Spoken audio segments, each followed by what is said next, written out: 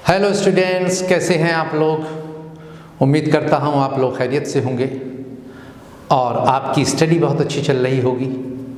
मैं आज जिस टॉपिक के साथ आपकी खिदमत में हाजिर हूं वो बहुत इंटरेस्टिंग टॉपिक है। हमारा आज का टॉपिक एजुकेशन की पॉलिसी के ऊपर है। मैं उससे मुताल्लिक़, उससे रिलेटेड चंद चीज़ें आपसे शेयर करना चाहता हूं। पहले आप इसको देख लीजिए। न्यू एजुकेशन पॉलिसी, पहले इसका नाम होता था ministry of human resources development, अब इसका नाम हो गया है मिनिस्ट्री ऑफ एजुकेशन। ये बहुत इम्पॉर्टेंट है, पहले क्या नाम था और अब क्या नाम दिया है। फर्स्ट जो पॉलिसी इम्प्लीमेंटेड हुई थी इंडिया में वो 1968 में हुई थी और उस वक्त हमारी पीएम इंदिरा गांधी जी होती थी, उनके द्वारा। सेकंड जो पॉलिसी हुई थी वो 1986 में हुई थी, उस वक्त राजीव गांधी जी हमारे प्राइम मिनिस्टर थे और इस पॉलिसी को 92 तक रखा गया था, लेकिन उसमें बहुत ज़्यादा कोई अमेंडमेंट नहीं किया गया था। और 92 में जो थोड़ी बहुत चेंजिंग की थी उस वक्त हमारे पीएम नरसिम्हा राव जी होते थे, उन्होंने थोड़ा सा इम्प्लीमेंट करवाया था। उसके बाद अब इसमें जो थर्ड पॉलिसी बनी है वो इम्पॉर्टेंट है, ये देख लीजिएगा। ये 2020 में इसको बना के मंजूरी के लिए सेंट्रल गवर्नमेंट के पास भेजा गया और इसमें सबसे ज़्यादा जो इम्पॉर्टेंट है वो ये कि इसमें कौन सी डेट में इसको उन्होंने मंजूरी दी। अभी इम्प्लीमेंटेड नहीं हुआ है, इम्प्लीमेंटेशन इसका अभी बाकी है पूरे देश में, लेकिन ये चीज़ उनके सामने पेश की गई और उसकी डेट क्या है ये बहुत ज़रूरी है। उसकी डेट है 29/7/2020।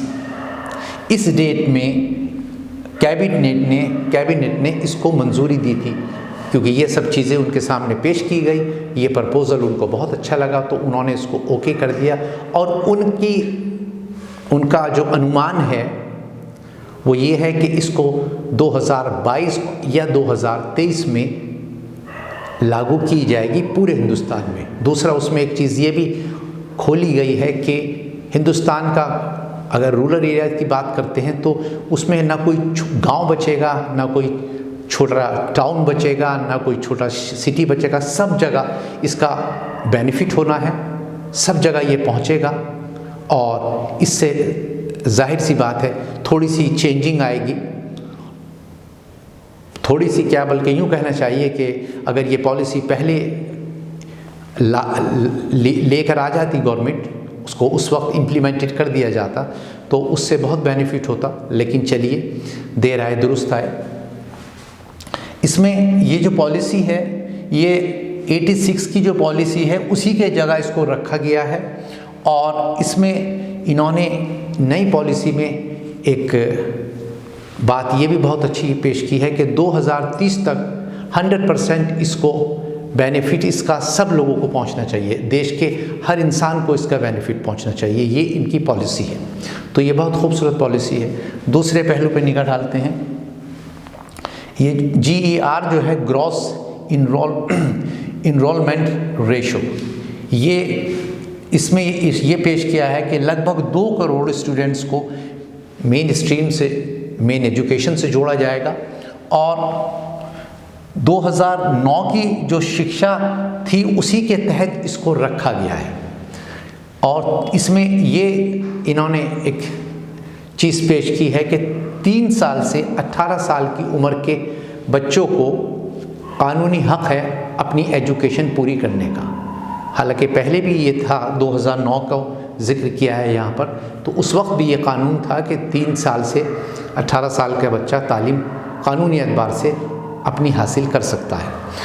उसमें फिर दूसरी चीज़ ये जो बहुत ही इम्पॉर्टेंट है वो ये है कि इन्होंने इसमें एक चीज़ दिखाई है यहाँ पर कि ये जो चीज़ लागू की, ये जो पॉलिसी को बनाया, ये जो हमारा एजुकेशन का ढांचा था पहले थोड़ा डिफरेंट था, अब इसको जो इम्प्लीमेंट करने की कोशिश की जा रही है इसके लिए एक बहुत ही बड़ी शख्सियत को सेंट्रल गवर्नमेंट ने चूज़ किया है, उसका इंतखाब किया है, और वो शख्सियत यहाँ है, वो हमारे कृष्णस्वामी कस्तूरी रंजन साहब होते हैं, जो इंडियन स्पेस के साइंटिस्ट थे और मौजूदा वक्त में वो राजस्थान यूनिवर्सिटी के चांसलर हैं। इससे पहले जवाहरलाल यूनिवर्सिटी के चांसलर होते थे। बहुत काबिल शख्सियत है। उनकी देख रेख में ये काम अंजाम दिया जा रहा है। आपको इसका सदर बनाया है, इसका प्रेसिडेंट बनाया है, उनके अंडर में इसको अंजाम दिया जा रहा है। और दूसरा, इसमें एक थोड़ा सा परिवर्तन और किया है, वो ये कि इसमें फर्स्ट स्टैंडर्ड से लेके 5th तक इंग्लिश को हटाया गया है, और उसकी जगह यहाँ पर मैंने लिखा है कि उसमें मातृभाषा, स्थानीय भाषा, क्षेत्रीय भाषा और संस्कृत, इन भाषाओं में फर्स्ट स्टैंडर्ड से लेके 5th तक एजुकेशन दी जाएगी। इसके अलावा दूसरा, इसमें जो एक चीज़ पेश की है, एजुकेशन का ग्राफ को बढ़ाने की मैक्सिमम कोशिश की जाएगी। इसका एजुकेशन का जो ग्राफ है हिंदुस्तान का, इसको कोशिश करेंगे कि 2035 तक इसको इतना बढ़ा दिया जाए कि इसमें मैक्सिमम लोगों को फैज़ पहुंचना चाहिए, और जो सीनियर सेकेंडरी स्टूडेंट्स हैं क्लास के, उनको 35 तक 2035 तक भरपूर फ़ायदा होना चाहिए। ये भी उसमें एक हिस्सा है, इसको भी शो किया गया है। बहरहाल ये बहुत खूबसूरत बात है। अब इसको जिस पैटर्न से बनाया गया है, इसमें एक तो ये शो किया है कि इसमें यहाँ मैंने लिखा भी है, नई शिक्षा पर जो GDP का खर्च होगा वो होगा 6%, 6% GDP का खर्च होगा, और पहले जो खर्च होता था वो 4.4 होता था। हमारी एजुकेशन पर जो खर्च होता था वो 4.4 होता था, और अब उसको बढ़ाकर 6% कर दिया। दूसरी बात, पैटर्न में थोड़ी सी चेंजिंग की है, वो पैटर्न समझ लीजिए।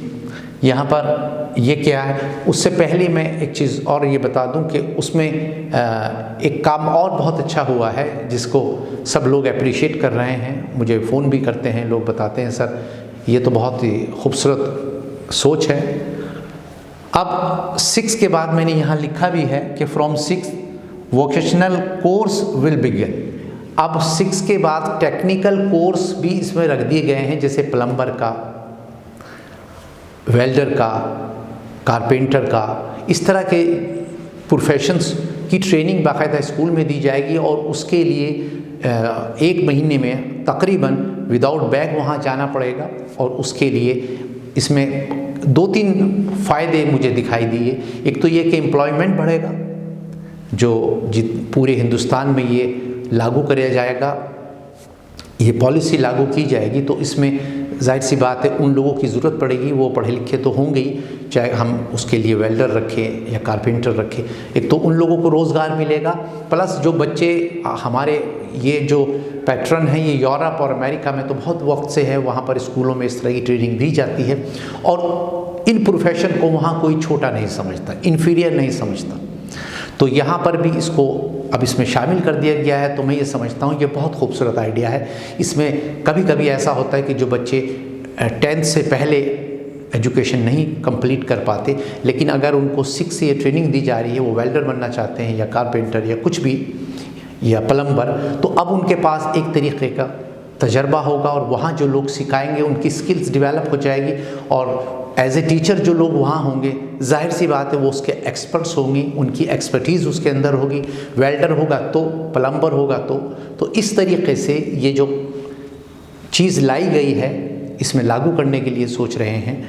तो ये बहुत बड़ी बात है, बहुत अच्छी बात है। इससे जो इस तरह के बच्चे हैं उनका टैलेंट भी सामने आएगा निकल के, और बहुत सारे लोगों को फैस पहुँचेगा।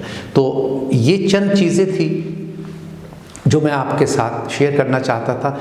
इसका और भी कुछ अभी हिस्सा बाकी है जो मैं आपसे फिर दूसरी वीडियो में शेयर करूंगा, क्योंकि मैं हमेशा से बताता हूं कि लंबी वीडियो मैं नहीं बनाता, ताकि वीडियो शॉर्ट बनाई जाए और स्टूडेंट्स उसके साथ अपने आप को जोड़कर चलें, थोड़ा सा रिलेट करना शुरू कर देते हैं और बोर ना हो।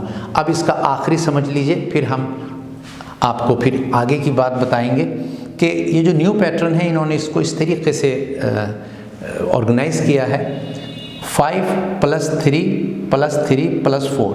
ये जो 5 है शुरू का, इसको समझ लीजिए कि इसमें नर्सरी, LKG, UKG, फर्स्ट और सेकंड, ये 5 तो वहाँ पर कवर अप हो जाते हैं।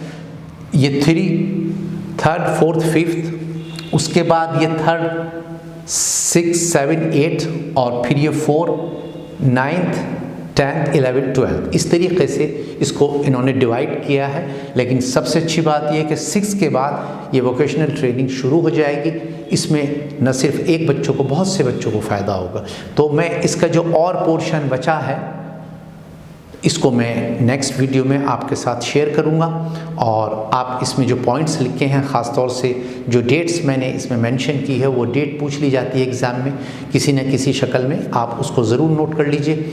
और इसका सेकंड पार्ट हम अनकरीब बनाएंगे, फिर उसके सिलसिले में आपसे गुफ्तगू करेंगे। और अगर इसमें कोई चीज़ मिस हो गई होगी तो उसको भी मैं कोशिश करूँगा कवर करने की। और बाकी आप इन पॉइंट्स को लिखकर 1 या 2 मरतबा उसे रिपीट ज़रूर करा करें, ताकि वो आपके हमेशा जहन में फ्रेश रहे।